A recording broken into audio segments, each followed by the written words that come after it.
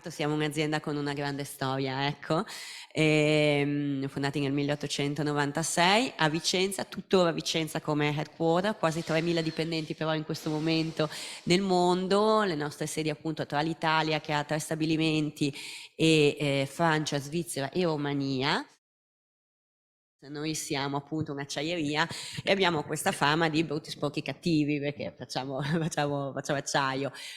Però in realtà siamo estremamente attivi nell'ambito sostenibilità, abbiamo un ente focalizzato nell'environment, appunto noi siamo molto attivi nel social impact, abbiamo dei colleghi specializzati nell'energia, quindi che cercano di lavorare sempre di più per diventare sempre meno, noi siamo molto, molto energivori, quindi insomma per cercare fonti alternative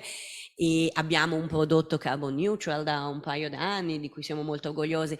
però il nostro problema è un po' passare questo messaggio, perché noi lo sappiamo, all'interno lo sappiamo, chi è magari del settore lo sa, ma gli stakeholder esterni, i candidati stessi, non siamo sicuri che veramente lo vedano e lo apprezzano. Quindi noi vorremmo che qualcuno con la freschezza di una nuova generazione, venendo dall'esterno, quindi che ha un primo impatto con noi, riesca a riflettere su questa cosa e darci una mano a capire come possiamo comunicare meglio questa nostra sensibilità e questo nostro essere attivi in questa direzione. Quindi non che ci aiuti a farlo di più perché già abbiamo dei team molto impegnati in questo, ma spiegarlo all'esterno.